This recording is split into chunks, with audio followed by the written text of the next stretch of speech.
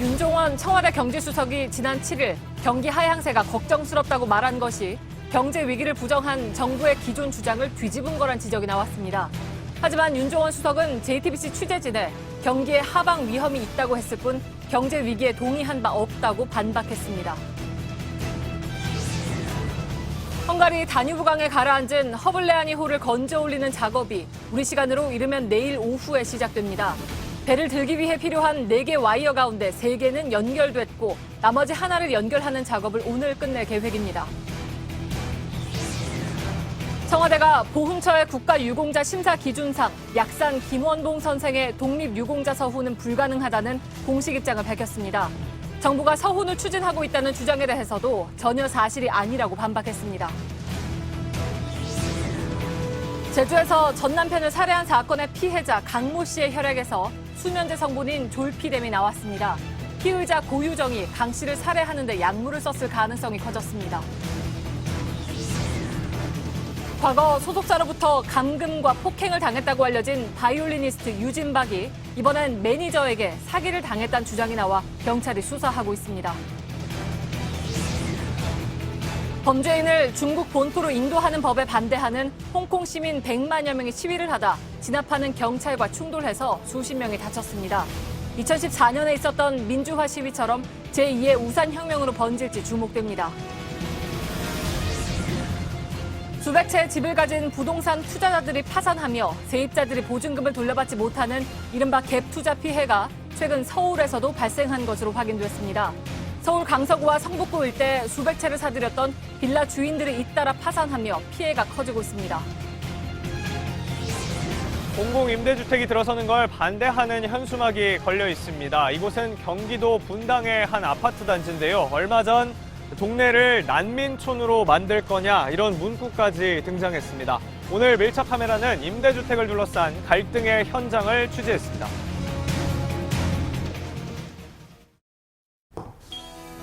공기청정기가 도로 위로 내일을 바꾸는 현대수소 전기차. 시청자 여러분, JTBC 뉴스룸을 시작하겠습니다. 지난주에 청와대 윤종원 경제수석이 경기가 좋지 않다라는 점을 공식화했죠. 정확하게는 경기 하방세라는 표현을 썼습니다. 야당은 경제 위기가 아니라고 주장하더니 결국 거짓말이었다면서 공세를 펴고 있습니다. 이 논쟁은 곧바로 문 닫은 국회에 대한 논쟁으로 번졌습니다. 즉, 경기를 살리려면 추경 예산이 필요한데 국회문이 열리질 않으니 그게 요원하다는 주장이죠. 먼저 이서준 기자의 보도입니다. 청와대 경제수석은 지난 7일 경기 하향세가 걱정스럽다고 발표했습니다. 세계 경제의 둔화와 함께 우리 경제의 성장세도 하방 위험이 커졌습니다. 국회에서 빠른 시일 내 추경을 심의해 주시기를 바랍니다. 그런데 홍남기 경제부총리는 이보다 닷새 앞서 한 방송대담에서 경제위기란 지적에 동의하기 어렵다고 했습니다. 자유한국당은 청와대와 정부의 말이 다르다고 비판했습니다. 대통령 경제부총리의 그동안의 이야기와 지난 금요일 경제수석의 말 둘 중에 하나는 거짓말 아닙니까? 청와대 고위 관계자는 윤 수석과 홍 부총리 말은 전혀 배치되지 않는다면서 강조한 지점이 달랐을 뿐이라고 했습니다. 홍 부총리도 방송대담에서 세계 경제 성장률 둔화로 우리 경제가 어려운 측면이 있다고 말했습니다. 윤 수석도 JTBC 취재진에게 하방 위험이 있다고 했을 뿐 경제 위기란 지적에 동의한 바 없다고 말했습니다. 당정청은 오늘 고위 당정 협의회를 열고 대책으로 추경을 다시 꺼냈습니다. 7월 중 추경 예산을 집행하기 위해 이번 주 초엔 국회 논의를 시작해야 한다며 자유한국당의 국회 등원을 촉구했습니다. JTBC 이서준입니다. 하방, 부진, 위기, 방금 보신 것처럼 우리 경제 상황을 놓고 여러 가지 단어들이 나오고 있습니다. 여건이 좋지 못하다는 데는 큰 이견이 없어 보이지만 이게 과연 어느 정도냐, 해법이 무엇이냐를 놓고는 엇갈린 입장을 내놓고 있는 상황입니다. 송지혜 기자가 나와 있습니다. 조금만 더 짚어보도록 하겠습니다. 우선 오늘 마침 국책연구원 KDI가 경기 동향을 분석한 자료를 냈습니다. 현재 상황을 KDI는 어떻게 보고 있습니까? 네, KDI는 우리 경기가 부진하다고 진단을 했습니다. 무엇보다 수출이 줄면서 경기 부진이 지속되고 있다, 이렇게 평가를 한 건데요. 수출은 지난해 12월부터 지난달까지 6달 연속 마이너스를 기록했습니다. 예, 결국 수출이 관건이라는 얘기인데 하반기에는 좀 나아질 것이다. 이게 정부의 기대이긴 하죠. 네, 정부는 수출과 투자가 1분기보단 2분기, 또 상반기보단 하반기에 나아질 것으로 봤습니다. 예. 이른바 상저하고를 기대한 것이죠. 그런데 수출을 보면 4월보다 지난달에 감소폭이 오히려 커졌습니다. 예. 미중 갈등에 앞으로도 낙관은 어렵습니다. 그럼 남는 건 소비죠. 그런데 이 역시 증가세가 줄면서 힘이 좀 달리는 모습입니다. 예. 청와대가 언급한 하방, 그러니까 아래로 향한다 뭐 이런 뜻이 될 것 같은데 KDI는 부진 이렇게 표현을 했습니다. 또 야당에서는 위기라고 얘기를 하고 있고요. 사실 이 표현 하나하나가 사실 좀 미묘하게 다른 점들이 좀 있어서 이걸 어떻게 봐야 하느냐. 이게 사실 중요한 문제 아니겠습니까? 맞습니다. 이 청와대가 쓴 하방 위험이란 표현은 사실 경제부처나 한국은행에서 곧잘 쓰는 용어입니다. 예. 이 말 그대로 경기가 내려갈 위험이 있다는 의미입니다. 예. 처음 나온 건 아니고요. 앞서 한국은행 이주열 총재나 또 홍남기 경제부총리도 언급을 한 적이 있습니다. 침체보다는 좀 약하고 가치 판단도 덜 들어간 용어라고 할 수 있습니다. 예. 이 경제는 심리라는 말이 있죠. 경제에 책임이 있는 정부나 한국은행이 굳이 침체, 부진이라는 말을 써서 심리를 위축시킬 필요는 없으니 그런 말은 잘 안 쓰는 겁니다. 예. 이 반면에 연구기관인 KDI는 부진이란 좀 더 직접적인 표현을 썼습니다. 이 단순한 위험 정도가 아니라 말 그대로 현재 진행형이란 얘기죠. 예. 야권에선 한 발 더 나가서 경제 위기란 표현을 쓰고 있는데요. 이건 차원이 다른 얘기입니다. 이 경기가 침체 수준을 넘어서 정상적인 순환 주기를 완전히 벗어났다는 의미인데요. 예. 금융위기 또 외환위기가 대표적입니다. 예. 다만 정치권에선 그런 뜻보다는 경기 침체를 강조하는 의미로 쓰는 경우가 더 많아 보입니다. 예. 어떤 용어를 쓰냐에 따라서 사실은 그 처방이 달라질 수 있기 때문에 그래서 이제 중요하다고 생각을 하는 건데 정부와 여당은 그 대책으로 추경안을 빨리 좀 통과시켜달라 이렇게 요구를 하고 있습니다. 그런데 이게 좀 국회가 안 열리고 있는 상황이니까 그렇게 쉽게 될 것 같지는 않고 또 추경이 된다고 해도 수출이나 이런 문제까지 다 한꺼번에 해결되는 것도 아니잖아요, 그죠? 맞습니다. 추경이 만병통치약은 아닙니다. 예. 이 추경 자체가 성장률을 끌어올리는 효과는 정부 추산으로도 0.1%포인트에 그칩니다. 예. 다만 충격을 줄이는 일종의 버퍼 역할은 할 수 있을 것이란 게 전문가들의 얘기인데요. 불안한 심리를 좀 안정시키는 효과도 있죠.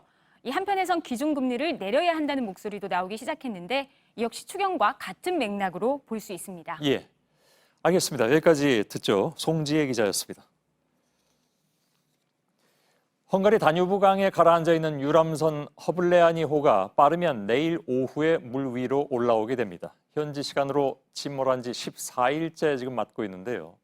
물살이 빠르고 물속도 탁해서 예상보다 좀 늦어지고 있는 상황입니다. 최대한 평평하게 끌어올려서 무게를 줄이면서 동시에 배 안에 있을 지도 모를 희생자도 찾게 됩니다. 현장 취재 기자를 연결하겠습니다. 이한주 기자가 가 있습니다. 인양 준비는 마무리가 돼가고 있습니까? 어떻습니까? 네, 허블레아니호는 4개의 와이어에 묶여서 끌어올려지게 됩니다. 현재까지 4개 가운데 3개는 준비가 모두 됐고요. 이제 하나만 더 연결하면 됩니다. 예, 그 마지막 한 개가 굉장히 힘든 작업입니까? 네, 와이어 4개 가운데 3개는 어제 모두 고정이 됐습니다. 이제 남아있는 와이어 하나를 연결하는 작업을 오늘 진행을 하게 되는데요. 이 남아있는 와이어를 연결시키는 이 수면 아래 지점에 돌이나 콘크리트 조각 같은 것이 많이 좀 널려 있어서 본 와이어로 불리는 큰 와이어를 연결하는 데 좀 어려움을 겪고 있습니다. 예. 자, 그렇게 해서 모두 4개의 핵심 와이어들이 전부 이제 연결이 되면 바로 인양을 하게 됩니까? 네, 오늘 중으로 와이어 작업을 마치게 되면은 이곳 시간으로 내일 오전 본격적인 인양이 시작됩니다. 우리 시간으로는 내일 오후인데요.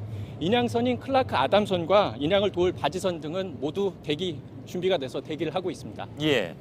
자, 이게 조금씩 이제 늦춰진 상황인데 내일 오후에 인양에 들어갈 수 있다는 것은 지금으로 봐선 거의 확실해 보이긴 하는지요?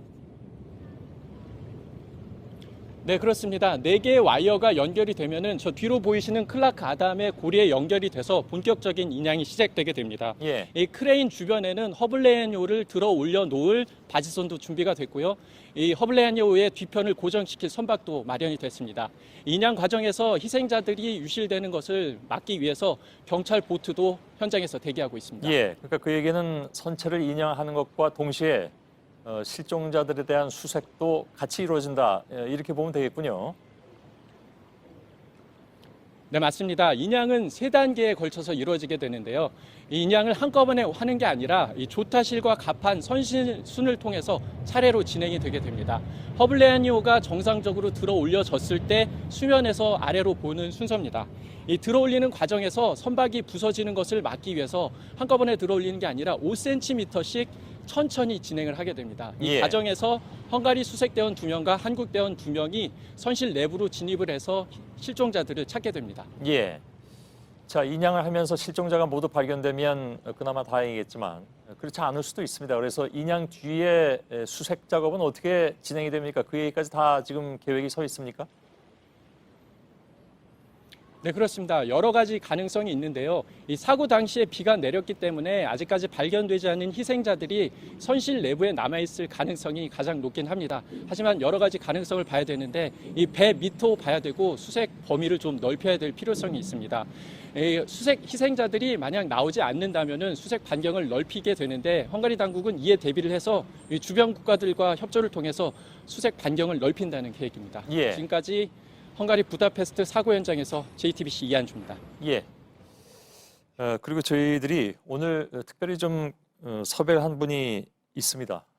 허블레아니호와 강 바닥 사이에 와이어를 넣는 인양 준비 작업은 지금 헝가리 잠수 요원들이 진행을 하고 있는데 우리 구조대가 헝가리 당국과 협의를 하면서 선체 상황을 전해 듣고는 있지만 정확하게는 알 수가 없는 그런 상황입니다. 그동안에 음파 탐지기 소나를 통해서 한편으로 기운 모습을 본 것이 이제 다였죠.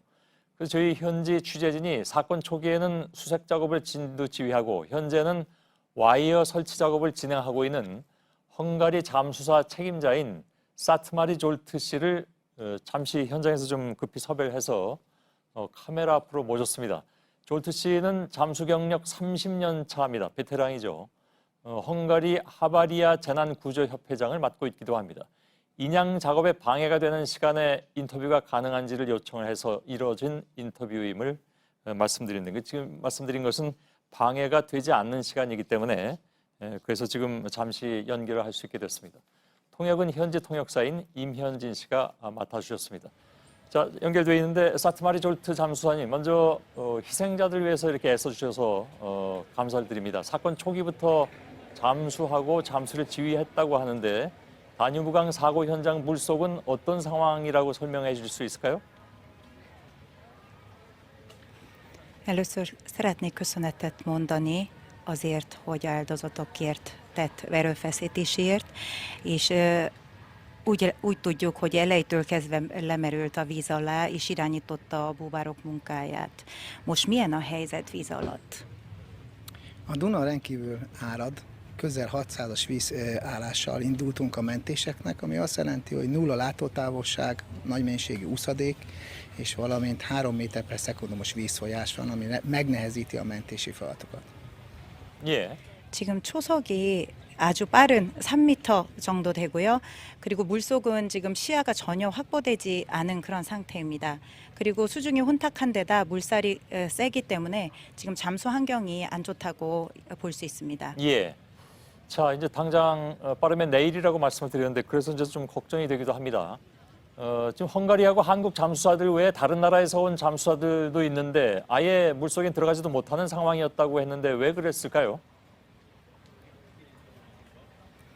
Úgy tudjuk, hogy más országból is jöttek a búvárok, viszont csak a koreai búvárok, illetve magyar búvárok tudtak lemerülni. Mi lehet az oka ennek? Ennek az oka az, hogy mindenki próbált segíteni, de az ideérve tapasztalták meg a rendkívüli körülményeket, és nem mindenki vállalta be ezt a kockázatot. 네, 지금 다른 나라에서도 잠수사들이 와서 다 도움을 주려고 노력하고 있는데요. 일단은 얼마나 경험이 있는지 그리고 현재 상황을 얼마나 잘 알고 있는지 그 여부에 따라서 잠수를 할 수 있냐 없느냐가 결정이 되게 됩니다. 예. 그래서 대부분은 이제 들어가지 못하는 그런 상황이 됐던 모양이군요. 한국에서 간 우리 잠수사분들하고는 어떻게 이 공조, 그러니까 협조가 잘 되고 있습니까? A Koreából érkező búvárokkal hogyan tud együtt dolgozni? Jó a együttműködés koreai búvárokkal? Igen, a koreai búvárokkal nagyon jó az együttműködés, ha bár a két búvárcsoport teljesen különállva dolgozik, a saját szokásoknak, saját felszereléseknek megfelelően, de a merülések előtt természetesen megbeszéljük és átbeszéljük ezeket a feladatokat. 네, 한국과 헝가리 잠수사들은 실제로 작업을 같이 하고 있는데요. 처음 헝가리 잠수사들이 입수를 하고 다시 올라오면 그 안에서 봤던 내용을 다시 공유하고 그리고 한국 잠수사들이 이어서 잠수를 하는 그런 방법으로 하고 있습니다. 그러나 두 잠수팀의 잠수 방법이 다르고 도구가 다르기 때문에 각각 일하고 있지만 실제로 함께 한다고 볼 수 있습니다. 예. 자, 당장 이제 내일이면 인양을 할 수 있게 될 것 같은데 지금 선체가 물속에서 어떤 상태고 또 대부분의 실종자분들이 거기 있을 가능성은 어떻게 보시는지요? Mit gondol, hogy hamarosan föl fogják emelni a hajótestet? Ön szerint bent lehetnek az áldozatok? Valószínű, persze ezt nem tudjuk biztosan. Hogyha ez nem lesz, akkor tovább fogjuk a keresést folytatni. 100% 선체의 희생자분들이 계시다고 확담은 할 수 없지만 그럴 가능성이 높다고 보고요. 만에 하나 선체 안에 계시지 않을 경우라도 저희는 수색을 계속할 예정입니다. 예. 꼭 그렇게 해주시길 당부를 드리고 지금 보면 날씨는 괜찮은 것 같습니다. 내일 혹시 거기 날씨라든가 인양 작업에 변수가 있다면 어떤 게 있을까요? Úgy látjuk, hogy most jó az idő, jó a körülmény ahhoz, hogy ki tudják emelni a hajót. Lehetnek váratlan nehézségek? Ha igen, akkor mik lehetnek azok? Igen, lehetnek váratlan nehézségek, ezeket nem tudnám felsorolni, mert 1000 ilyen dolog lenne. Reménykedünk abban, hogy pozitívan fog ez a történet befejeződni. 네, 당연히 현장 작업을 하다 보면 갑작스러운 위험이나 어려움이 발생할 수 있는데요. 저희 팀이 최대한 이것들을 극복하고 내일 좋은 소식을 전해드리기를 희망하고 있습니다. 예, 알겠습니다. 아직 찾지 못한 헝가리인 선장 가족들에게 위로의 말씀을 전해드립니다. Részvételmet szeretnék kifejezni a kapitánynak, akit még nem tudtuk megtalálni. Köszönjük szépen a magyar nép nevében. Mi is szeretnénk a részvétünket kifejezni az összes koreai állampolgár és hozzátartozók felé. 모든 헝가리 사람을 대표해서 감사 말씀을 전하고 싶고요. 저희 또한 한국 분들 그리고 한국 가족들에게 하루속히 희생자분들을 찾을 수 있기를 그렇게 노력하고 또 바라고 있습니다. 예, 다시 한번 감사를 드리겠습니다. 현지 헝가리인 잠수사 책임자 사트말 졸트 씨였고요. 임현진 씨께서 통역에 수고를 해주셨습니다. 고맙습니다. 헝가리 출신의 세계적 지휘자인 이반 피셔가 자신의 페이스북에 다뉴브강 유람선 참사 희생자를 기리는 추모 연주회를 열고 싶다고 밝혔습니다. 피셔가 이끄는 부다페스트 페스티벌 오케스트라는 오는 24일부터 우리나라에서 공연이 예정돼 있는데 이 공연에서 추모곡을 연주할 예정입니다. 지중해에서 크루즈 여행을 하던 60대 한국인 여성이 실종됐습니다. 새벽에 잠깐 바람을 쐬겠다면서 객실을 나섰다가 돌아오지 못했습니다. 이 여성이 배 밖으로 떨어지는 모습이 배 안 CCTV에 담겼다는 외신 보도도 나왔습니다. 현지 구조대는 아직까지 이 여성을 찾지 못하고 있는데요. 어환희 기자의 보도입니다. 크루즈 노르웨이지언 에피코는 프랑스 남부 칸을 떠나 스페인 마요르카 섬을 향하던 중이었습니다. 현지 시간 8일 아침 배에 타고 있던 승객들은 여성이 실종됐다는 소식을 들었습니다. 한 승객은 크루즈 관계자들이 분홍색 잠옷을 입은 사람이 물속에 있는지 찾아봐달라고 요청했다고 미국 NBC 뉴스에 말했습니다. 사라진 여성은 60대 한국인 A씨로 드러났습니다. 당일 새벽 1시쯤 부인이 바람을 쐬러 나가 돌아오지 않자 A씨의 남편이 신고했다고 미국 ABC 방송은 보도했습니다. 크루즈 회사는 당국에 바로 실종 사실을 알렸습니다. 스페인 해난구조대가 현장에 헬리콥터와 구명정을 보내 24시간 동안 A씨를 찾았지만 소용없었다고 우리 외교부는 밝혔습니다. 현지 구조대장은 CCTV를 확인해보니 A씨는 새벽 5시쯤 사라진 것으로 파악된다고 했습니다. 크루즈 CCTV에 A씨가 배 바깥으로 떨어지는 모습이 담겼다고 AP 등 외신은 보도했습니다. 우리 정부는 담당 영사를 현장에 급히 파견했습니다. 동시에 스페인 해난구조센터에 계속 A씨를 찾아줄 것을 요청했다고 밝혔습니다. JTBC 어완입니다.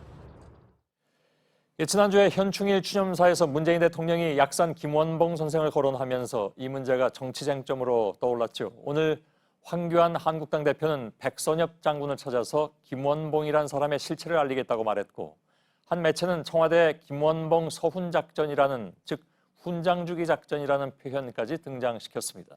이에 대해서 청와대는 국가유공자 심사 기준상 김원봉 선생은 아예 서훈 대상에 해당되지 않는다면서 보도 내용이 사실과 다르다고 밝혔습니다. 심수미 기자의 보도입니다. 백선엽 장군이 자신의 책 6.25 징비록을 황교안 자유한국당 대표에게 건넵니다. 황 대표는 김원봉 선생 이야기부터 꺼냈습니다. 김원봉이라고 하는 이런 잘못된 사람들이 그 군에 뿌리가 된 것처럼 얘기하는 이런 것들 참 안타깝게 생각하고. 한국당은 청와대가 김원봉 선생의 독립유공자 서훈을 추진하고 있다고 주장하고 있습니다. 조선일보는 청와대가 김원봉 서훈 작전을 펴고 있다고 보도했습니다. 하지만 청와대는 보도 내용은 사실과 다르다고 반박했습니다. 청와대 고위 관계자는 보훈처의 국가유공자 포상심사 기준상 서훈이 불가능하다고 밝혔습니다. 마치 이것을 바꿔서 할 것처럼 주장과 판단했었는데 전혀 사실이 아니다, 논란의 여지가 없는 부분이라고 해명했습니다. JTBC 심수혜입니다.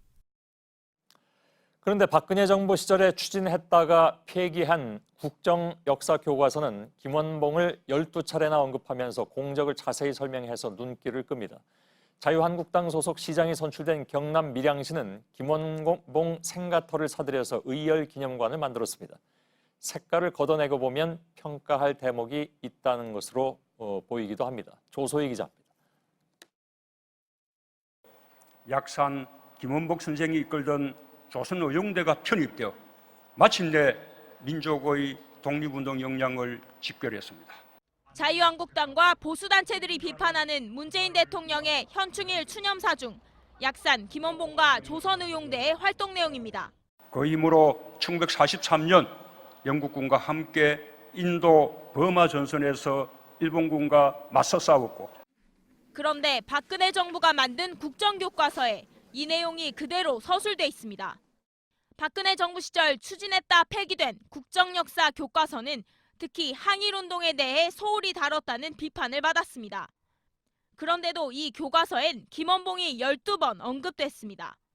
교과서에 실린 사진은 총 3장.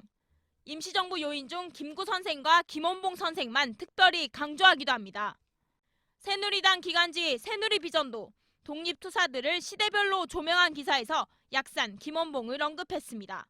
자유한국당의 공천을 2번이나 받아 당선된 박일호 밀양시장은 2016년부터 김원봉 생가터를 사들여 의열기념관을 열었습니다.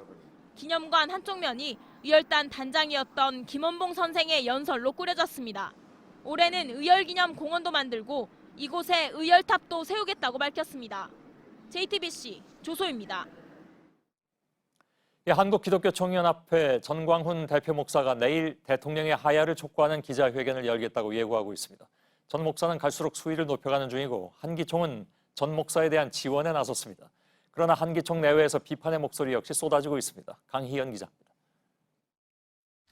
전광훈 대표회장은 문재인 정부를 종북 주사파 정권으로 규정하고 문재인 대통령의 하야를 주장해왔습니다. 내일은 공식 기자회견을 열고 청와대 앞에서 1인 릴레이 단식 기도에 들어가겠다고 했습니다. 한기총도 지원에 나섰습니다. 한기총 대변인은 어제 홈페이지에 언론이 박근혜 대통령 탄핵 때와 같이 국민이 거짓을 사실인 것처럼 믿게 만드는 폐륜적 보도를 한다며 주사파 정부가 언론을 총동원해 공산주의에서 학습한 선동 정치를 시작했기 때문이라고 주장했습니다. 전 목사는 과거 총선 등을 앞두고 4차례에 걸쳐 기독교 정당 설립을 주도한 적이 있습니다. 지난 2016년 총선에서도 기독교 정당이 2.63%의 득표율을 기록했지만 의석을 얻지는 못했습니다. 올해 3월 전 회장은 자유한국당 황교안 대표에게 대통령이 됐으면 좋겠다고 말해 논란을 빚기도 했습니다. 제 개인적 욕심으로는 이승만 대통령 그리고 박정희 대통령에 이어가는 세 번째 지도자가 되어줬으면 좋겠다. 이에 대해 전 회장이 총선을 앞두고 자신의 세력을 넓히기 위해 종교를 활용하고 있다는 비판이 나오고 있습니다. 정치적 어떤 목적과 그 야욕을 위해서 한기총을 장악하려고 했다고 이렇게 생각을 하고요. JTBC 강연입니다. 이런 상황이 이어지자 9개 교단이 포함된 한국기독교교회협의회는 오늘 이례적으로 입장문을 냈습니다. 전 목사의 발언에 대해서 거짓 선지자의 선동이고 반기독교적 행위라고 비판했습니다. 그러면서 전 목사의 발언을 이제는 무시해달라고도 했습니다. 최수연 기자입니다. 한국기독교교회협의회가 전광훈 목사에 대해 공식 입장을 밝혔습니다. 입장문은 더 이상 복음을 욕되게 하지 말라는 표현으로 시작했습니다. 더 이상 침묵하면 교회 연합기관으로서 책임을 포기하는 것이라고 입장문을 낸 이유를 밝혔습니다. 구체적으로 전 목사의 막말에 대해 권력 정치의 집단적 광기에 몰입된 거짓 선지자의 선전선동이라고 했습니다.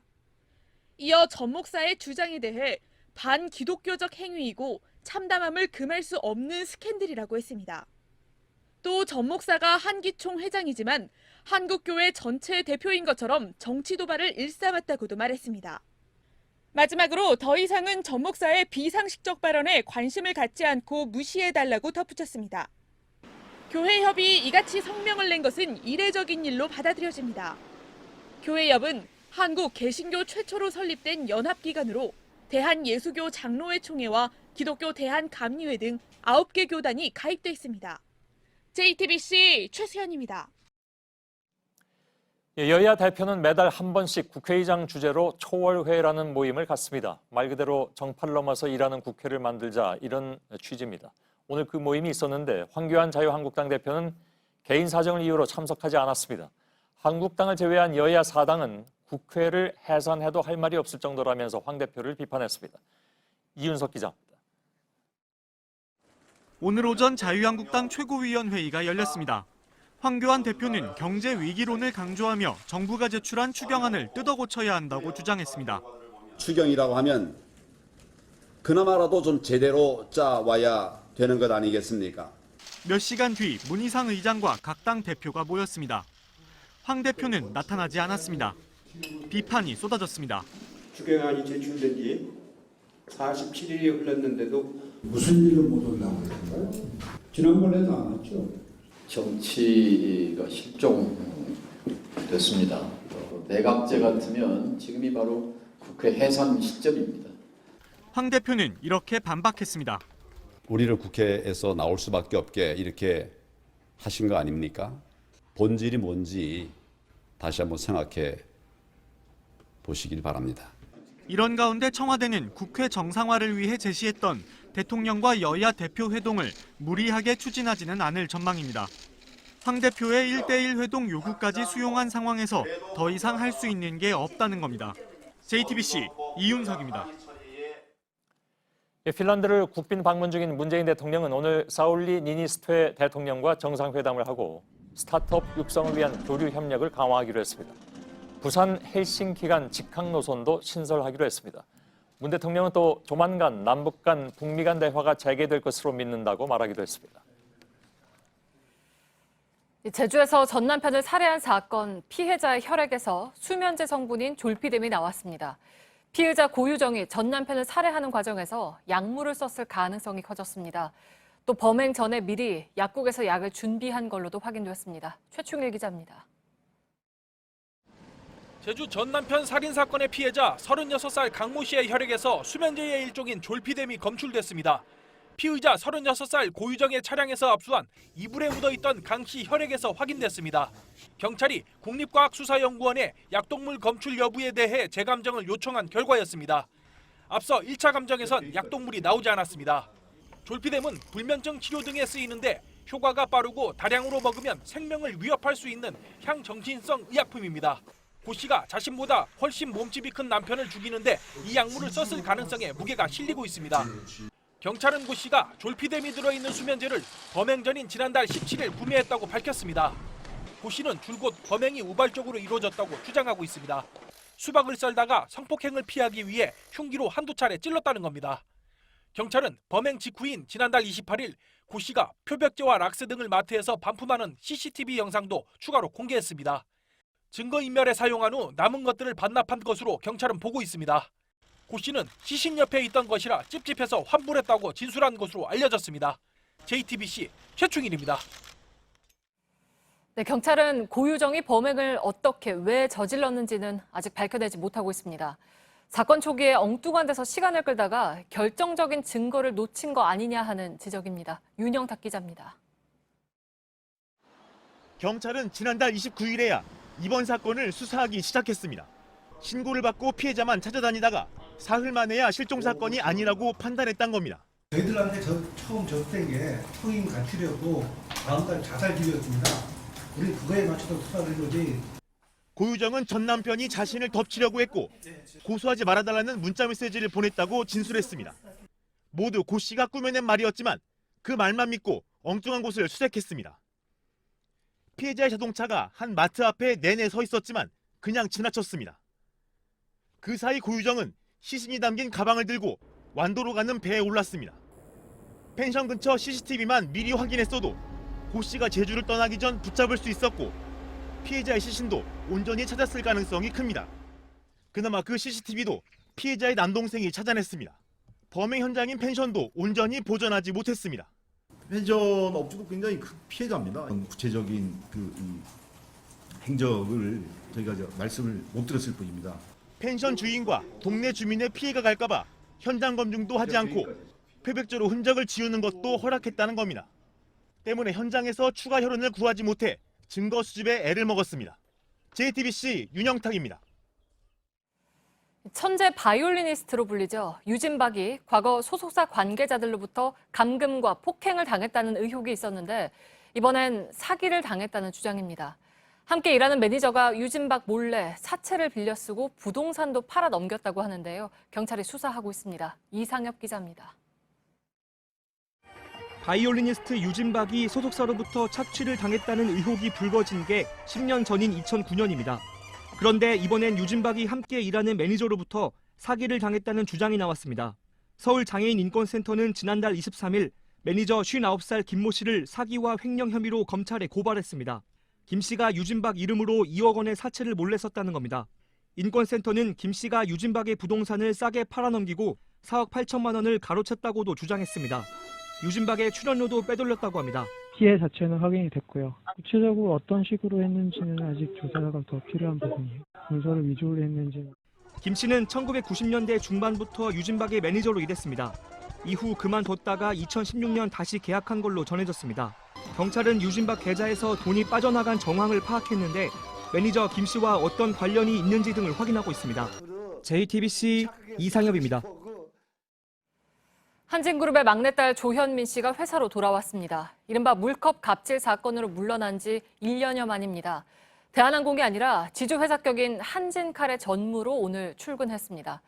상속을 둘러싼 가족 갈등이 아직 마무리되지 않은 상황이라 더 주목됩니다. 박영우 기자입니다.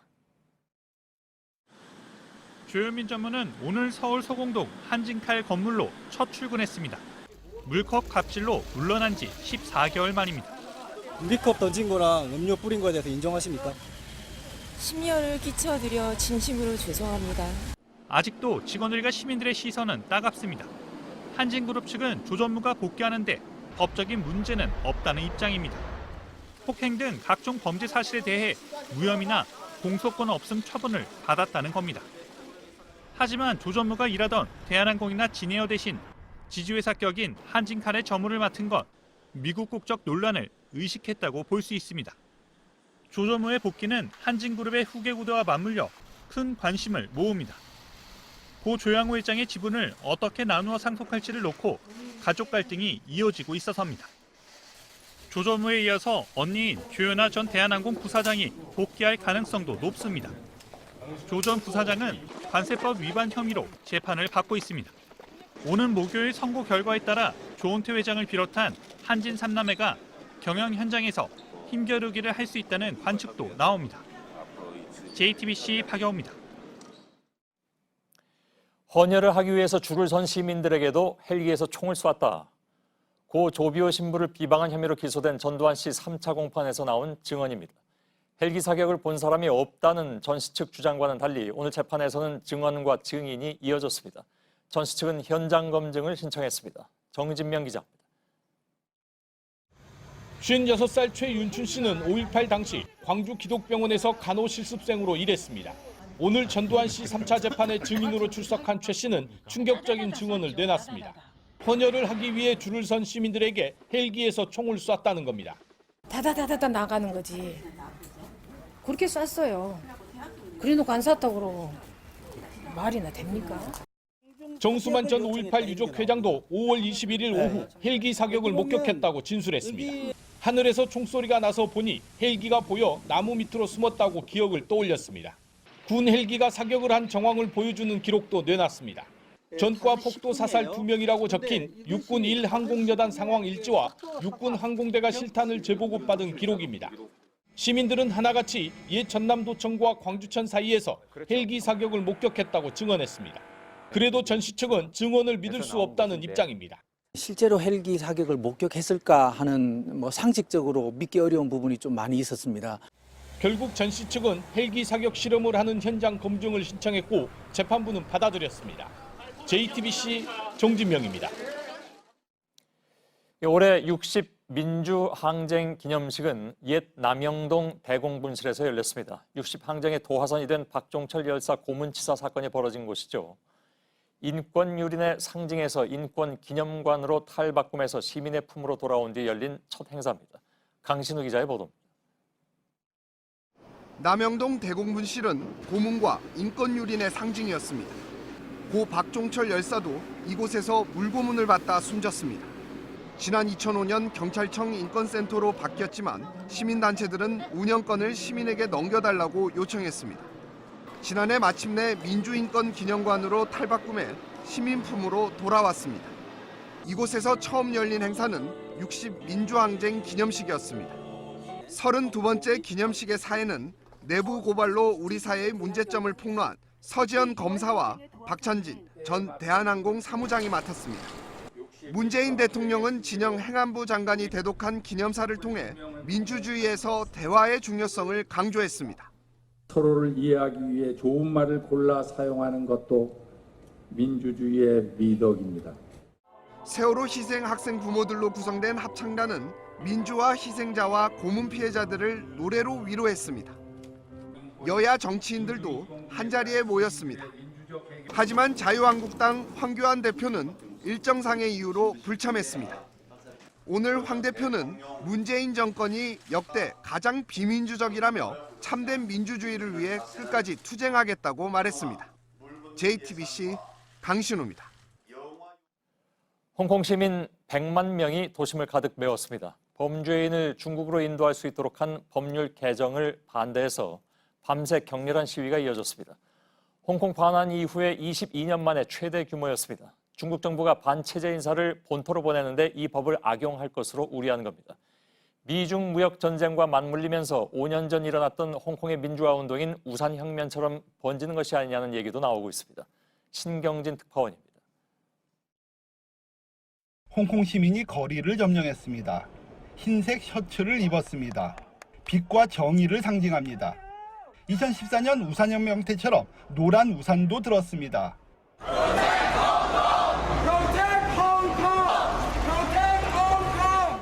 공산국가로 인도를 반대한다는 피켓 구호도 보였습니다. 주최 측 추산 시위 참가자는 103만 명, 홍콩 인구 740만 명의 7분의 1 수준입니다. 1997년 홍콩 반환 이후 최대 규모입니다. 뉴욕, 밴쿠버 등 전 세계 12개국 29개 도시에서도 시위가 열렸습니다. 캐리람 행정장관은 오늘 기자회견에서 범죄인을 중국에 보내는데 찬성하는 단체도 많다며 강행 의지를 밝혔습니다. 홍콩 기존 법률의 범죄인 인도 조약에서 중국은 빠져 있습니다. 홍콩 시민들은 법 개정이 이루어지면 인권 침해가 합법적으로 이루어질 것을 우려하고 있습니다. 2015년 홍콩 반체제 서점 관계자 실종 사건, 2017년 샤오젠화 밍텐그룹 회장 실종 사건 모두 배후에 중국 기관원이 개입했습니다.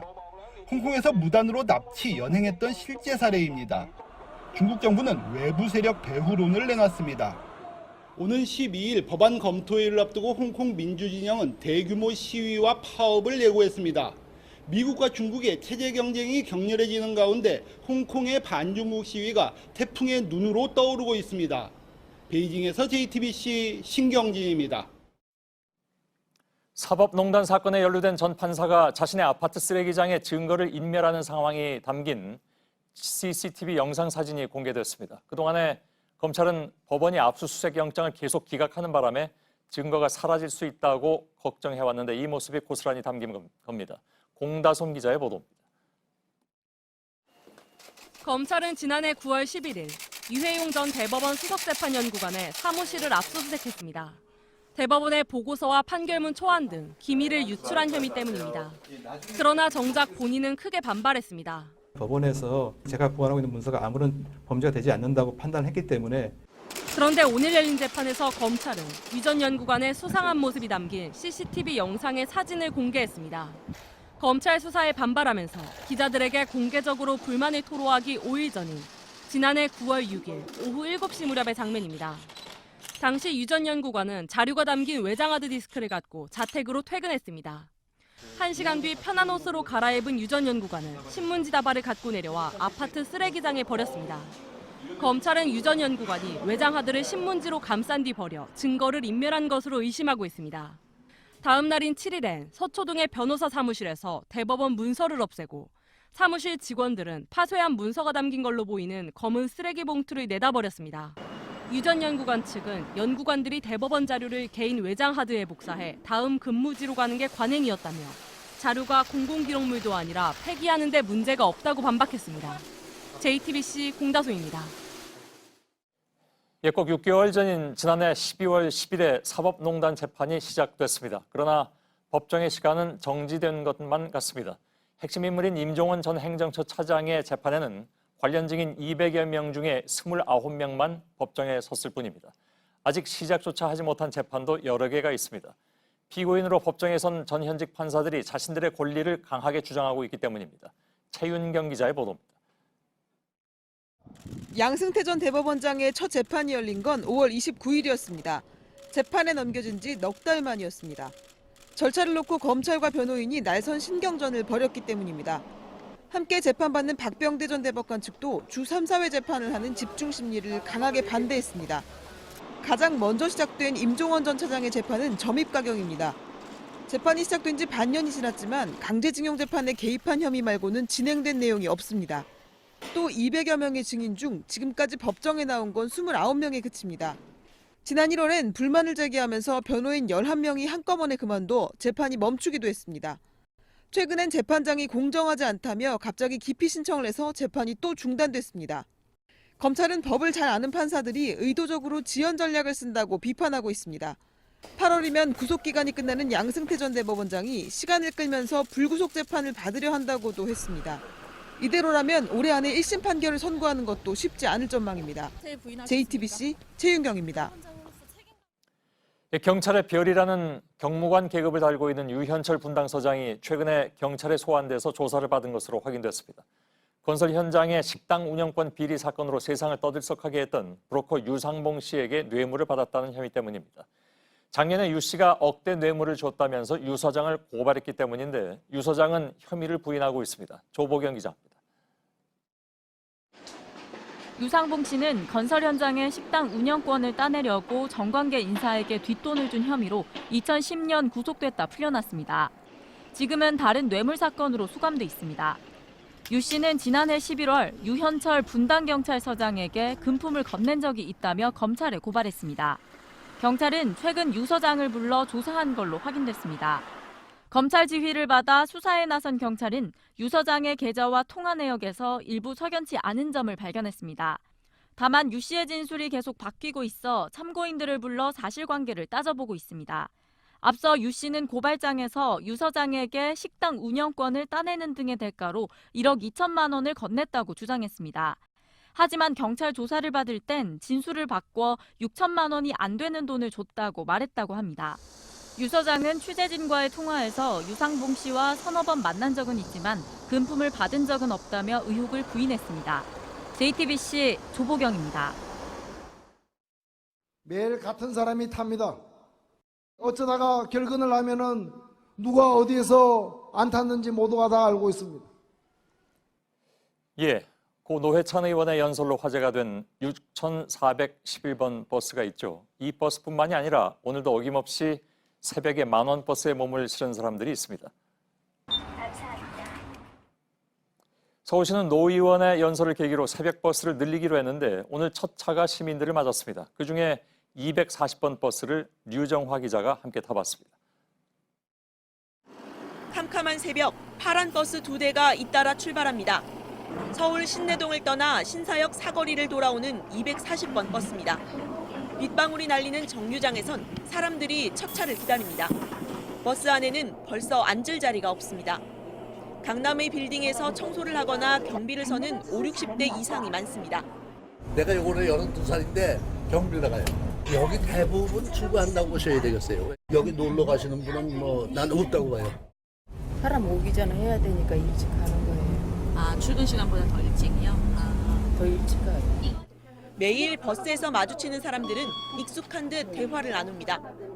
모르게 옆에 타시니까 저 서로 몇 분 만나면 서로 인사하고 그러죠. 서울시는 새벽 노동자들이 많이 타는 28개 버스 노선에서 4개를 추린 뒤 첫 차를 2대로 늘렸습니다.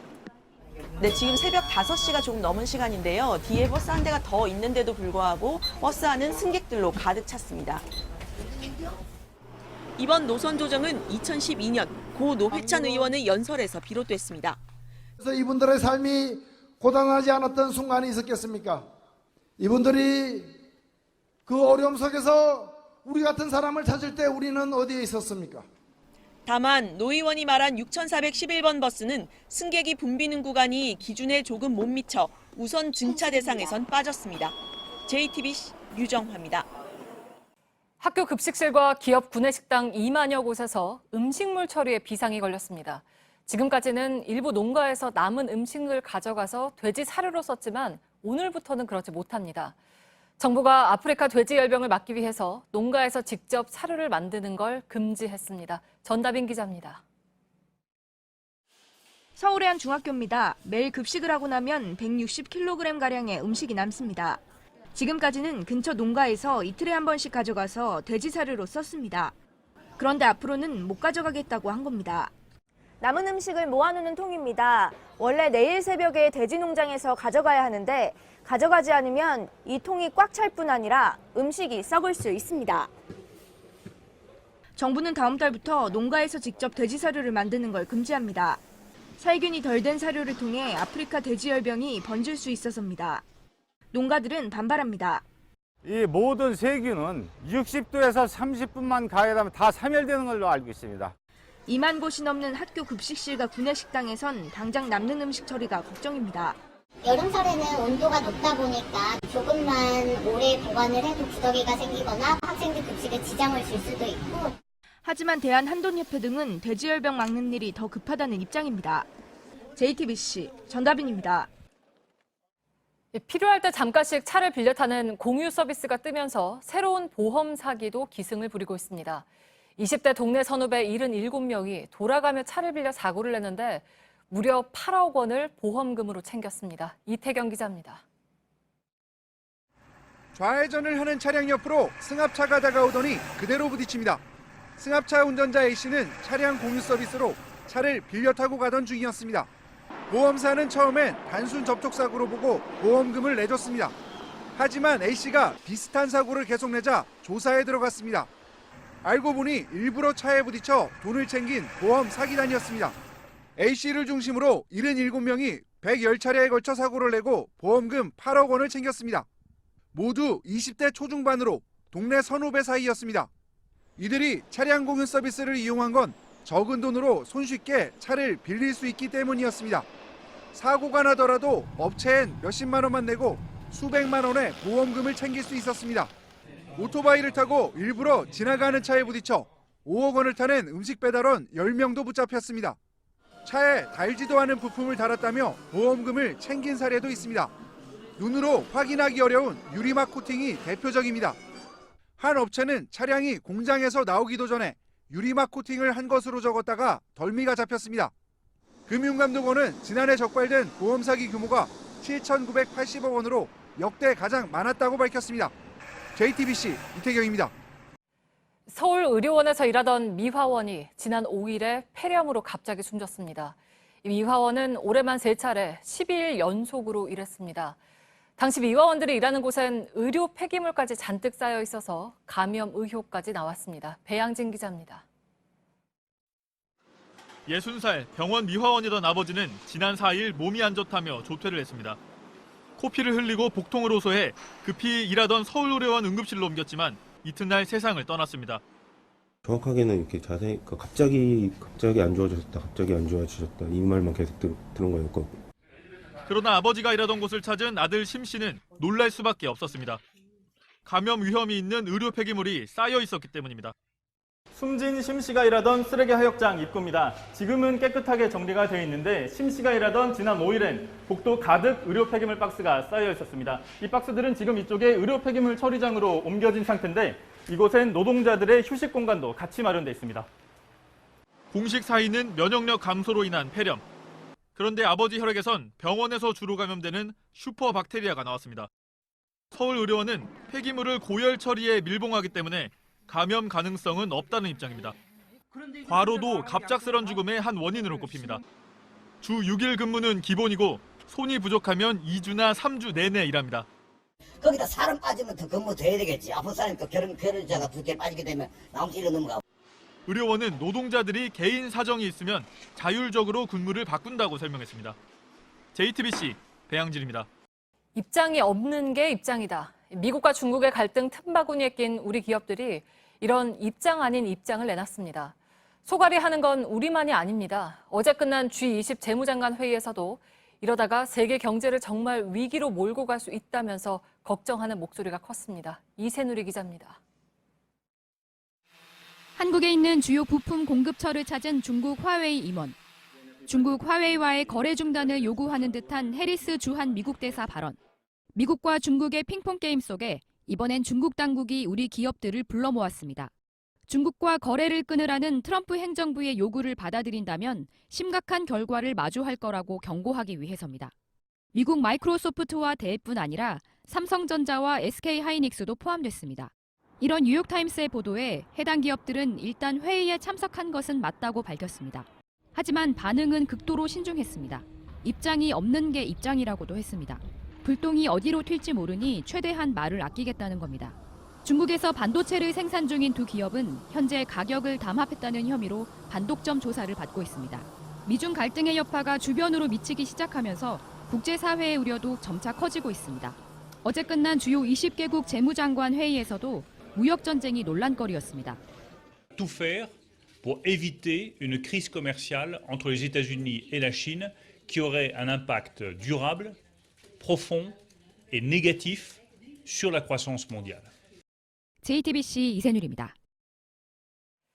인터넷 성매매 광고 사이트 밤의 전쟁을 집중 단속하는 경찰이 서울에 있는 성매매 업소 5곳을 적발하고 17명을 입건했습니다. 경찰은 회원 수 70만 명에 달하는 밤의 전쟁을 상대로 전쟁을 선포하고 전국 17개 지방경찰청에서 한꺼번에 단속하고 있습니다. 유튜브가 보호자를 동반하지 않은 만 14살 미만 미성년자의 라이브 스트리밍을 금지하기로 했다고 공식 블로그를 통해 밝혔습니다. 또 동영상에 나오는 미성년자가 온라인과 오프라인에서 악용될 위험이 있다고 보이면 추천도 제한하기로 했다고 덧붙였습니다. 파키스탄 남부의 소도시 라토데로에서 주민 2만 6천 명 가운데 761명이 후천성 면역 결핍증 바이러스 HIV에 감염됐고 이 가운데 어린이가 623명이나 된다고 월스트리트저널 등이 보도했습니다. 파키스탄 당국은 오염된 주사기를 다시 쓴 의사를 체포했지만 감염자 수가 너무 많아서 다른 이유에 대해서도 조사하고 있습니다. 베네수엘라의 권력 실세로 불리는 퇴역 장성 카를로스 페냘로사가 자신의 딸 결혼식에 1,600만 달러, 우리 돈 190억 원을 들여 초호화 결혼식을 올린 사실이 알려졌습니다. 최근 큰 정치적 혼란으로 국민들이 이웃나라로 망명까지 시도하는 상황이라서 비난 여론이 높아지고 있습니다. 붉은 코트 위에 드러누운 나달, 이젠 프랑스 오픈의 상징이 됐습니다. 처음 정상에 선 14년 전처럼 12번째 우승 세리머니도 똑같았습니다. 다만 이번 우승에는 테이프로 감은 나달의 손가락과 성치 않았던 다리가 유난히 눈에 들어왔습니다. 이도성 기자입니다. 코트 오른쪽 구석으로 공을 꽂아 넣어도 또 왼쪽으로 방향을 틀어도 끝까지 쫓아가서 받아내는 나달. 상대 선수는 네트를 넘어온 공이 거꾸로 회전이 걸리는 바람에 받아칠 수 없게 되자 엄지를 들어 보였습니다. 공을 주고받는 랠리가 길어지면 나달이 이긴다. 이젠 프랑스 오픈하면 떠오르는 말이 됐습니다. 벌써 12번째 우승. 무엇보다 12번 결승에 오를 때마다 모두 이겼습니다. 골프 왕제로 불리는 타이거 우즈도 나달은 클레이 코트에선 우승을 다른 사람에게 나눠주지 않는다고 축하말을 남겼습니다. 강한 서브에 이은 한두 번의 공격으로 득점하는 요즘의 테니스와 달리 흙을로 된 클레이 코트에선 누가 오래 공을 주고받으며 버티는지가 중요합니다. 나달의 우승 비결은 한결같습니다. 더 많이 뛰고 더 길게 공을 주고받으며 상대 실수를 끝까지 기다리는 테니스. 그러다 보니 손바닥은 상처가 났고 손가락은 반창고로 두껍게 감아야 했습니다. 무릎이며 발목도 성할 날이 없었습니다. 메이저 대회에서 18번 정상에 선 나달은 2번만 더 우승하면 페더러의 최다 우승 기록과 같아집니다.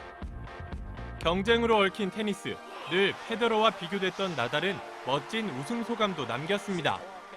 You can't be frustrated all the time because the neighbor has a bigger house than you. That's not the way that I see the life, you know. And I just try to do my way. JTBC 이도성입니다.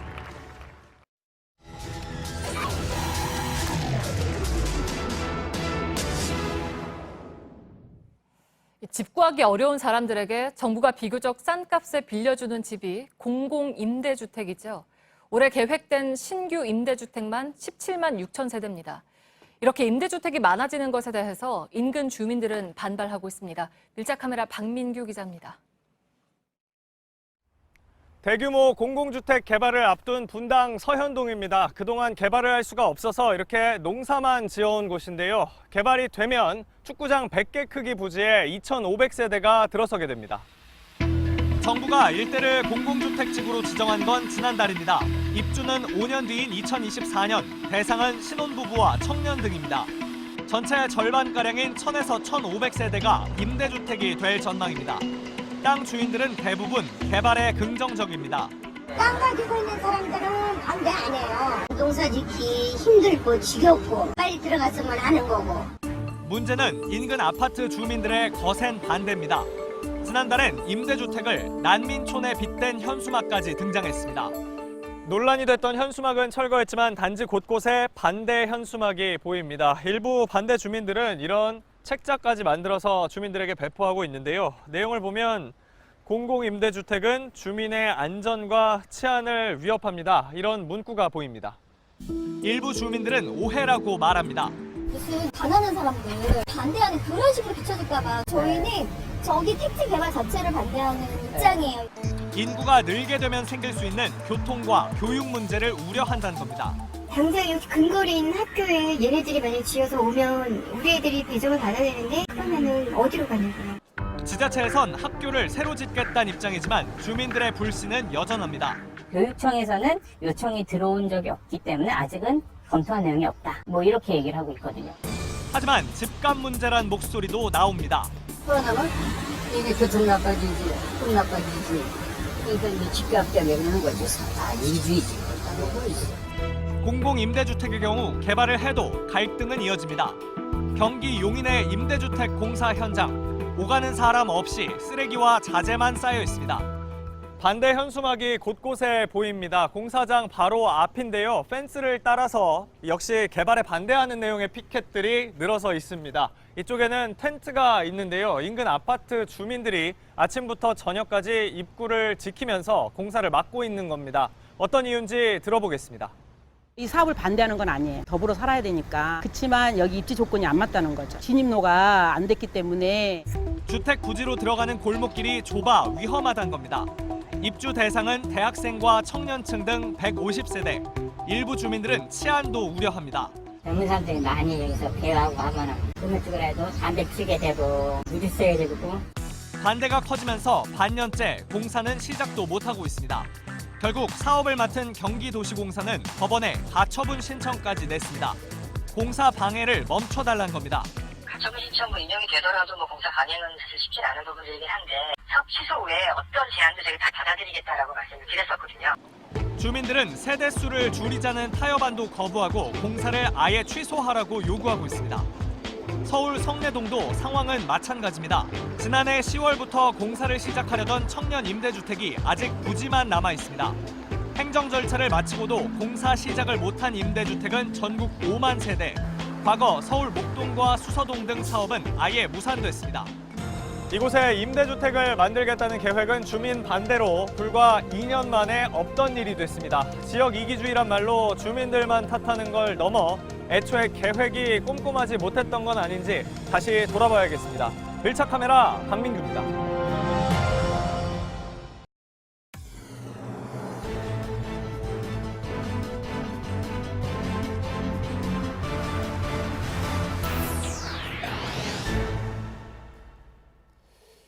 뉴스룸의 앵커 브리핑을 시작하겠습니다. 누군가는 이렇게 인사합니다. Merry Christmas. 그런가 하면 또 다른 누군가는 이렇게 말합니다. Happy Holidays. 12월 25일 아기 예수가 태어난 날은 신앙이 있는 사람들에게는 성스러운 날이겠지만 그렇지 않은 사람들에게는 그저 행복한 휴일이라는 의미. 미국의 전임 대통령이 이 두 가지의 표현을 함께 사용했던 이유 역시 서로 다른 생각을 배려하는 의미였을 것입니다. 크리스마스가 정치의 한복판에서 편을 가르기 시작한 것은 몇 년 전 그의 등장과 함께였습니다. 보수 기독교 지지층을 끌어모으고자 했던 트럼프에게 종교의 다양성을 무시한 메리 크리스마스라는 인사말은 무척 유용한 단어였을 것입니다. 실제로 대통령 자리에 오른 그는 승리한 전쟁을 자축하기도 했죠. 물론 크리스마스가 편가르기의 도구로 이용된 사례는 훨씬 이전에도 존재합니다. 순혈주의를 강조했던 나치는 종교가 다른 유대인을 구분해내고자 캐럴 가사를 독일식으로 바꾸고 나치의 상징물로 트리를 꾸미는 등 성탄절을 나치의 소유물로 만들고자 했습니다. 사랑과 포용을 이야기한 예수의 탄생을 편가름의 도구로 이용하려 시도한 속세의 어리석음은 수십 년 전에도 오늘에도 이어지고 있는 것이죠. 원래 교회는 정치하는 집단이다. 당선된 바로 다음 날 자신의 신념을 고백했던 한국기독교총연합회의 대표회장. 그러고 나서 그의 입에서 쏟아진 것은 일일이 옮기기에도 민망한 혐오와 도발의 단어들이었습니다. 그보다 훨씬 전에 쏟아냈던 그의 기상천외한 발언들은 차치하고라도 종교의 이름을 빌려 내뱉는 그 분열의 언어들은 수많은 개신교인들의 자존심까지 허물어내고 있으니 그 역시 자신만을 위한 치열한 종교전쟁을 벌이고 있는 것일까? 수년 전 어느 다큐멘터리의 영화 감독은 다른 목사의 말에 자신의 말을 얹어서 한국의 대형 교회를 이렇게 비판했습니다. 교회는 유럽에서 문화가 됐고 미국으로 가서 기업이 되었으며 한국으로 와서 대기업이 되었다. 이제 한기총의 대표회장 목사에 의해서 또 한 가지의 위상으로 정의되어 버린 한국의 교회는 난감합니다. 원래 교회는 정치하는 집단이다. 오늘의 앵커 브리핑이었습니다.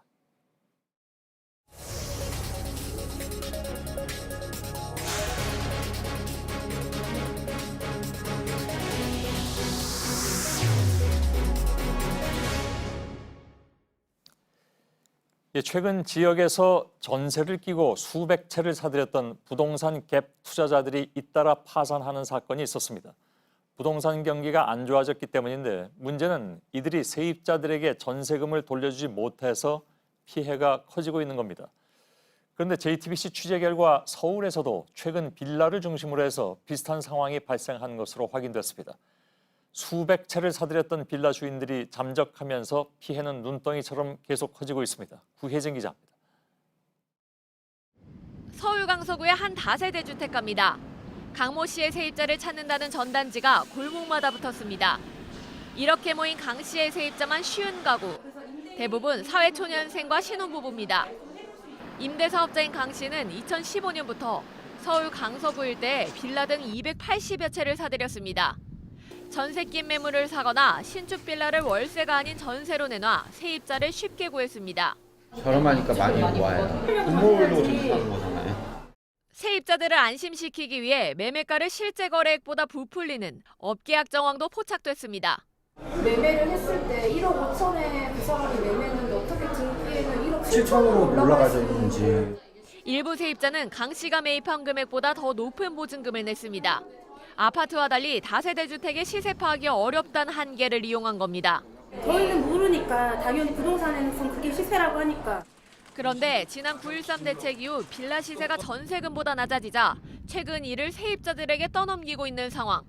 전세 보증금을 돌려줄 돈이 없으니 집의 명의를 사가라고 한 겁니다. 소유권을 이전받아도 수천만 원의 손해를 보는 데다 갑자기 1주택자가 되는 것도 문제입니다. 이거는 제가 살려고 했던 집도 아니고 스쳐 지나가는 집인데 졸지에 2주택자가 돼버린 거죠. 지금 아직 혼인신고를 못했어요. 집주인 강 씨 측은 최선을 다했다는 입장입니다. 돌려줄 수 있는 상황이 안 되잖아요. 최선의 선택이라고 해고서는 한 거예요, 그것도. 또 다른 임대사업자 이모 씨의 집입니다. 연락을 달라는 세입자의 편지와 부동산 취득세의 체납고지서가 꽂혀 있습니다. 아예 잠적한 겁니다. 대출이 하나도 없는 집에 저한테 문제가 생길 걸 전혀 생각이 듭니다. 이 씨가 서울 구로와 경기 일산 등에 사들인 부동산은 600채에 달하는 것으로 알려져 있습니다. 간신일 내에 600개를 이전을 했다 그러더라고요. 매매가와 전세가가 차이 나지 않는 갭 투자의 경우 소유자가 부도나면 세입자가 피해를 보상받기 어렵습니다. 경매시켜가지고 그 낙찰 받아서 본인이 이제 취득하는 수밖에 없는 거의 한 5천만 원 정도 각자 손해가 입을 수밖에 없는 상황이죠. JTBC 구혜진입니다. 부실 전세로 피해자가 이렇게 크게 늘고 있는 배경에는 지난 몇 년 동안 이어진 갭 투자 열풍이 있습니다. 당시 대출을 받더라도 집을 최대한 많이 사라고 조언했던 전문가들이 많았죠. 김재현 기자입니다.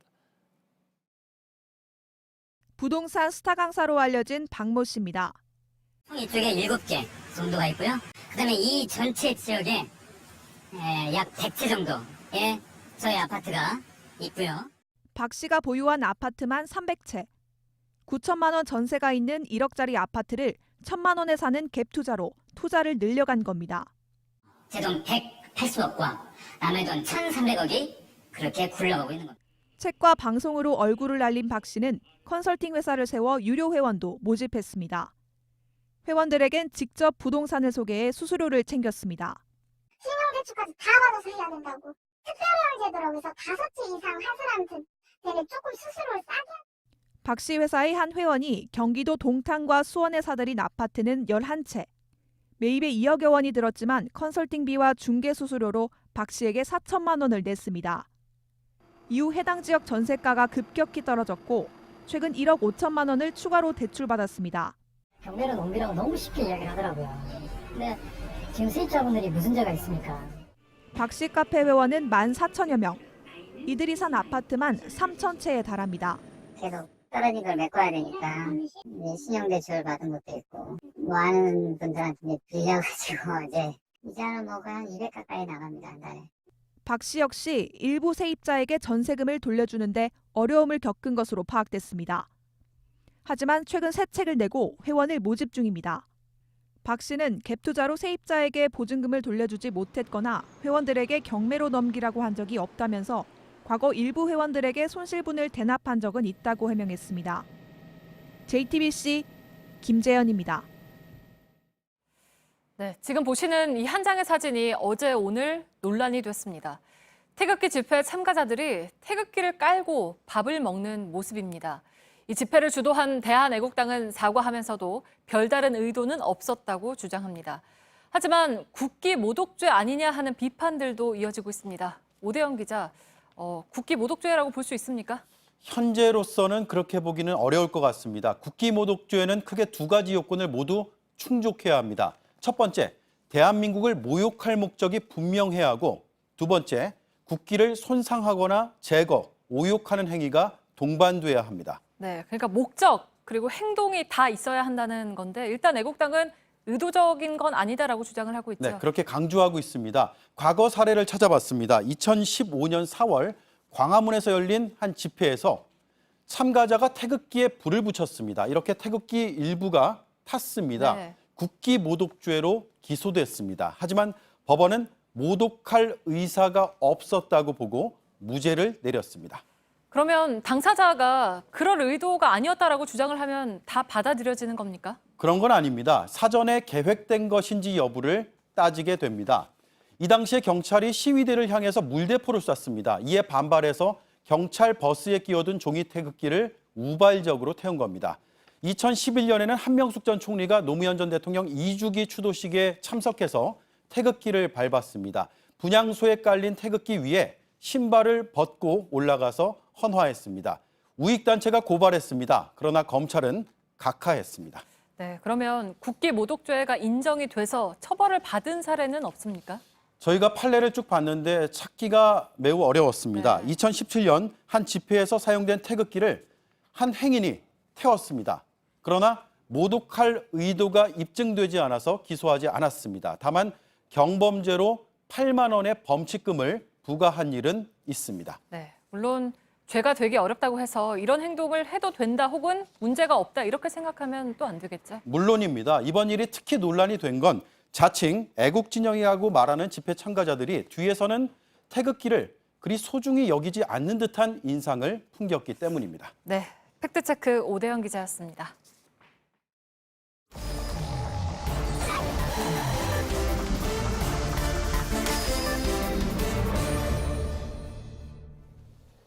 예, 비하인드 뉴스를 시작하겠습니다. 박성태 기자가 나와 있습니다. 어서 오십시오. 예, 시작하죠. 네, 첫 키워드는 친박의 재분류화로 잡았습니다. 좀 어렵습니다, 제목이. 친박이 여러 갈래로 나뉘어 가고 있다라는 그렇게 뜻인데요. 하죠. 예, 홍문종 자유한국당 의원이 지난 주말 대한애국당 장외 집회에서 일단 탈당 가능성을 시사했습니다. 직접 들어보겠습니다. 예. 이제 저도 참을 만큼 참았어요. 기다릴 만큼 기다렸어요. 기천명의 평당원들이 여러분과 함께 태극기를 흔들기 위해서 탈당 선언을 할 것입니다, 여러분. 예. 네, 홍 의원은 친박 핵심으로 분류되었는데 난 탈당할 수 있다. 다른 친박 당원들도 나갈 수 있다라고 얘기한 겁니다. 그러니까 자유한국당에서 나와서 예. 뭐 애국당으로 간다는 건가요, 그럼? 그럴 수도 있고 예. 또 다른 신당을 만들 수도 있고 그렇게 해석이 됩니다. 예. 조원진 대표는 일단 홍문종 의원의 결단만 남았다고 얘기한 바가 있습니다. 예. 홍 의원은 최근 두세 달 동안 대한애국당의 이른바 태극기 집회에 계속 참석해 왔는데요. 홍 의원 발언 때문에 친박신당이 진짜 만들어지냐 얘기가 있었습니다. 예. 그래서 제가 과거에 얘기됐던 주요 친박 의원들의 현 상황을 쭉 취재를 해봤는데요. 과거에는 뭐 친박이 이렇게 진박, 중박, 뭐 망박까지 계급표까지 돼 있었는데 일단 친박 핵심으로 분류됐던 김재원 의원의 경우 최근엔 황교안 대표에게 정무적 조언을 많이 하는 것으로 알려졌습니다. 예. 역할은 맞지 않았지만 중요한 부분을 하고 있는 것으로 당내에서는 보고 있고요. 강성 친박으로 분류됐던 이장우, 김태흠, 박대출 의원 등은 얼마 전 패스트트랙 반대 삭발에 같이 참여했습니다. 현재는 친황 체제의 주요 버팀목이다라고 볼 수가 있습니다. 예. 사실상 친박이 친황으로 바뀌어서 홍문종 의원이 나갈 경우 다른 의원들이 따라 나가기가 쉽지 않다는 분석입니다. 예. 그 원래 친박 핵심이라고 하면 옛날에 복심으로 불렸던 예. 이정현 의원도 있었고 뭐 김진태 의원은 이른바 태극기 집회도 자주 나갔었지 않았나요? 그렇습니다. 그래서 제가 이정현 의원에게 물어봤습니다. 이정현 의원과 서청원 의원은 이미 탈당해서 무소속으로 있는데요. 혹시 홍문종 신당에 관심이 있느냐라고 묻자 털끝만큼도 관심이 없다. 무소속으로 남겠다라고 얘기가 돌아왔습니다. 예. 김진태 의원도 태극기 집회에는 자주 나갑니다. 저렇게 태극기를 몸에 두르기도 하고요. 예. 그런데 같은 태극기 집회지만 대한애국당 주최 집회엔 나가지 않고 다른 단체가 주최하는 집회만 나가서 대한애국당과는 확실히 선을 긋고 있는 상황입니다. 예. 물론 향후 공천 과정에서 친박 의원들이 공천에 탈락해서 신당을 만들 가능성도 있습니다. 이 경우 한국당 지지표가 나뉠 수도 있는데요. 예. 이 때문인지 오늘 박지원 의원은 친박 신당이 기정사실화되고 있다. 출범할 것이다 라고 얘기를 했습니다. 예. 분석도 섞여 있고 기대도 섞여 있다고 볼 수 있습니다. 그렇군요. 뭐 두고 봐야 될 일이죠. 예. 두 번째 키워드는요? 두 번째 키워드는 밖으로 나가버리고로 잡았습니다. 들어본 듯한 문장인 가사, 노래 가사도 이런 게 있는 것 같기도 하고. 예. 예. 오래전에 마지막 콘서트 이승철 씨의 뒷부분의 하이라이트 부분이었습니다. 예, 그런데요. 오늘 이동관 전 청와대 홍보수석이 국회에서 북 콘서트를 열었습니다. 이 자리에 황교안 대표와 한국당 대표와 유승민 의원, 손학규 바른미래당 대표 등 정치인들이 많이 참석을 했는데요. 예. 황교안 대표 체제 이후 저렇게 황교안 대표와 유승민 의원이 바로 옆자리에 앉아서 있는 것은 처음이었습니다. 예. 두 사람이 바로 옆자리에 있었기 때문에 혹 보수 빅텐트 얘기를 할까 관심이 있었지만 황교안 대표는 본인 입장에서 우측에 있는 손학규 대표와는 많은 얘기를 나눴지만 좌측에 있는 유승민 의원과는 인사 빼고는 거의 얘기를 나누지 않았습니다. 예. 오늘 북콘서트에서 유승민 의원이 축사를 했는데 잠깐 직접 들어보겠습니다. 예. 특히 우리 손학규 바른미래당 대표님 계시는데 제가 이렇게 축사를 해서 안 그래도 저를 곱게 보시지 않을 건데. 예. 예. 보통 저런 자리에서는 의전을 많이 따졌는데 축사를 손학규 대표도 하지 않고 황교안 대표도 하지 않았습니다. 예. 그런데 유승민 대표가 축사하는 중에 황교안 대표가 자리에서 일어나서 나갔습니다. 예. 맨 앞자리에서 일어나서 나가기가 쉽지 않은데 정작 손학규 대표 말고 황교안 대표가 일어나서 나가서 많은 사람들이 좀 눈길을 받았고요. 금방 표가 났겠군요. 예, 그렇습니다. 예. 유승민 의원 다음에는 김용태 전 한국당 사무총장이 또 축사를 했는데 이 자리에서는 한국당 중심으로 당이 통합돼야 된다라고 얘기를 했습니다. 예. 또 그러자 자리에 앉았던 유승민 의원이 축사 중에 일어나서 나갔습니다. 바른미래당의 전 대표이기도 하니까. 예. 그게 뭐 기분 나빠서 나간 건가요? 아니면 뭐 그냥 바빠서 나갔을 수도 있잖아요. 그렇습니다. 그래서 제가 양측에 물어봤는데 불만의 표시였냐라고 물어보자 예. 일단 황 대표 측에서는 다음 일정이 있어서 미리 나간 것이고 축사도 바빠서 원래 못했던 것이다라고 얘기를 했습니다. 뭐 이런 경우 뭐 오비라고 해야 되나요? 그럴 수 있습니다. 예. 묘하게 타이밍이 맞아서 오늘 행사장에 참석했던 많은 사람들이 좀 수군댔었는데요. 예. 유승민 의원 측에서도 연찬회 도중 나와서 축사한 것이고 바로 본인 축사가 끝나자 연찬회에 다시 참석하러 간 것뿐이다라고 얘기를 했습니다. 예. 그러니까 김용태 전 사무총장의 발언이 기분 나빠서 나간 것은 아니다라는 투였습니다. 예. 하지만 맨 앞자리에 앉은 사람들이 다른 사람 축사 도중 빠져나가는 게 눈길을 좀 끌었는데요. 되게 그러진 않는 걸로 알고 있는데 뭐 아무튼 알았습니다. 그렇습니다. 예, 뭔가 순서가 좀 변한 다음에 예. 자리 정돈할 때 나가는데 묘하게 타이밍이 맞아서 혹시 신경전이 아니냐라는 분석도 있었습니다. 예. 자, 마지막 키워드 볼까요? 마지막 키워드는 웃잘낀데로 경상도 사투리인가요? 그렇습니다. 예. 네이버 오픈 사전은 어찌할 것인데라는 뜻의 사투리다라고 나오는데요. 그 뭐 사전까지 안 찾아봐도 알긴 알 것 같네요. 예. 뭐 아무튼 예. 철렵지까지 연이은 막말 논란을 빚은 민경욱 한국당 대변인이 오늘 페이스북에 올린 말입니다. 내용을 보면 드디어 청와대 경제수석이 나서서 경제에 큰일 났다고 한다. 그래서 웃잘낀데라고 2번 반복했습니다. 예. 얼마 전 윤종원 청와대 경제수석이 최근 대외 여건에 따라 경기 하방 위험이 커졌다고 하자 그래서 어찌할 건데라고 물은 건데 예. 굳이 경상도 방언을 쓴 겁니다. 막말 논란은 좀 애매한데요. 민경욱 대변인이 조금 전에 페이스북에 또 글을 하나 올렸습니다. 예. 자꾸 막말이라고 하는데 그러면 이렇게 묻겠다. 이제는 어떻게 하실 겁니까? 엿주는데 답변을 해주시면 가문의 영광으로 알겠다. 자유한국당 민경욱 대변인이 약간 또 뭐 비아냥이 들어간 것 같기도 하고. 그렇습니다. 예. 전체적으로 좀 길어서 제가 일부만 소개했는데 전체 문장이 합쇼체로 구성이 되어 있습니다. 합쇼가 뭡니까? 가장 높은 말을 이르는 표현인데요. 예. 뭐 시나 옵 이런 것들이 많이 들어가면 우리가 쓰는 말 중에 합쇼체라고 해서 가장 높여 그런가요? 부르는 말입니다. 예, 예. 하지만 실제 듣다 보면 높여서 얘기하는 것 같지는 않은 느낌입니다. 이른바 이건 이제 반어법이라고 하기도 하겠죠. 그렇습니다. 답변을 주시면 가문의 영광이라고 했는데 사실은 윤종원 경제수석이 얘기할 때 이미 답변을 제시한 바가 있습니다. 예. 경기 하방 위험이 커지기 때문에 국가 재정이 적극적인 역할을 해야 된다. 즉 추경을 빨리 해야 된다라고 답을 제시한 건데 예. 일단 그 부분은 듣지 않은 것으로 보입니다. 예. 여기까지 하겠습니다. 박성태 기자였습니다. 수고했습니다. 네, 내일 수도권과 충북 지역을 뺀 전국 대부분의 지역에서 비가 오겠습니다. 호남 지역은 내일 오후까지 많게는 40mm, 영남 내륙 지역은 5에서 20mm의 비가 올 걸로 보입니다. 대기 확산이 원활해서 전국의 초미세먼지 농도는 좋음에서 보통일 거란 예보입니다. 예, 뉴스룸 끝나고 소셜 라이브를 진행하겠습니다. 서울의 봉천동 또 신림동 등에서 혼자 사는 여성을 노린 범행 같은 것들이 있었죠. 취재한 기자들과 함께 얘기를 좀 나누겠습니다. 저희들은 내일도 최선을 다하겠습니다. 여러분 고맙습니다. 한낮을 떠돌던 아이들 고요히 잠들었네. 엄마의 낮은 기침 소리 별빛은 물끄러미 먼 곳의 물소리도 이젠 조용하겠네. 깨우지 마라 저 예쁜